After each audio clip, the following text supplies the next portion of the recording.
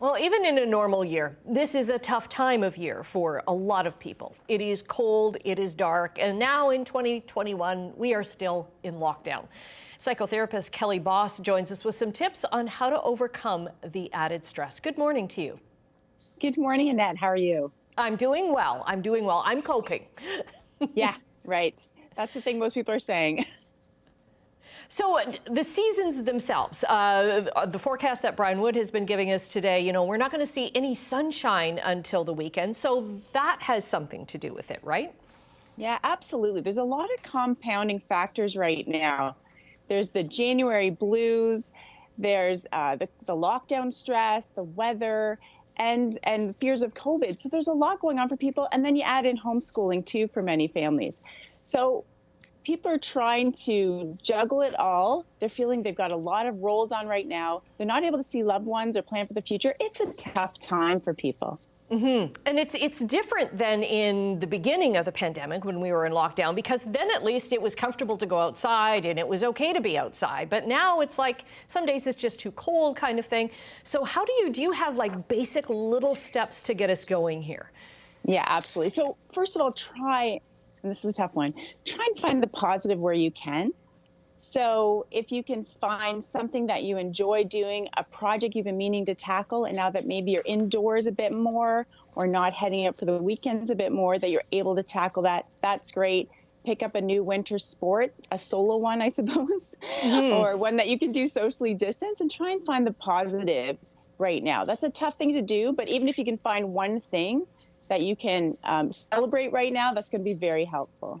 Well, the fact for many of us that we have our own homes, our own spaces to call our own, and able to safely lock down in, right? That's a big one for me. 100%. Yeah, absolutely. There's a lot of people that don't, so that's a very good reminder, Nat. Right. And journaling is another tip that you have.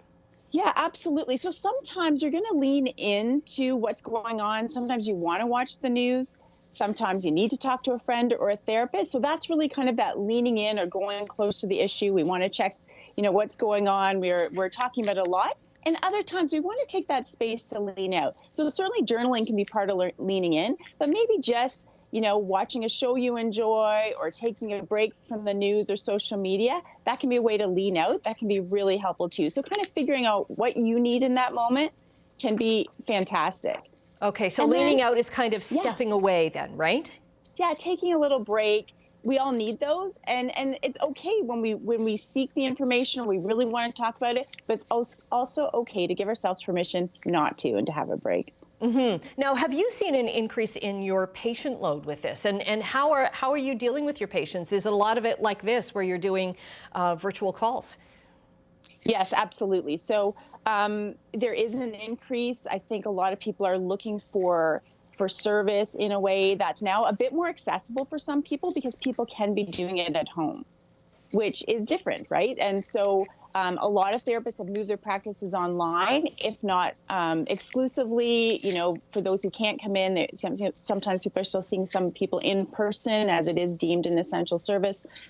But yeah, I think numbers are certainly up. And this time of year is also a time of reflection for people, what they want to kind of look at the new year and what they want to address. So that's happening as well. So yes, it's busy, but I think, again, more accessible than it has been in the past for a lot of people. Right. And how do you know when, with the stress and the bad moods and everything, how do you know when it's time to maybe look for some outside help?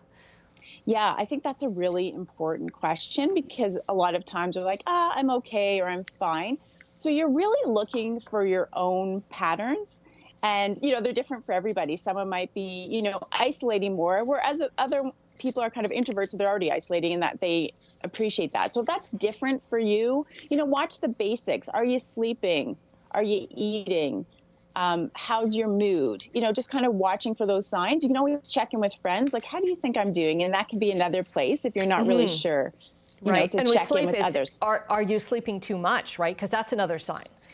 Yeah, absolutely. So you can not want to be get out of bed, and that could be different from you as an early bird. So really, it's what's different for you.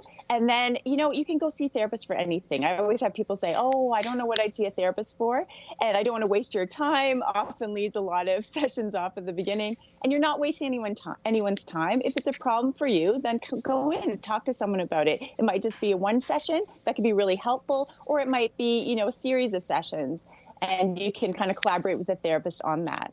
Okay, just know that you're looking out for yourself. Kelly Bos, thanks very much for joining us. Always a pleasure. Thanks for having me.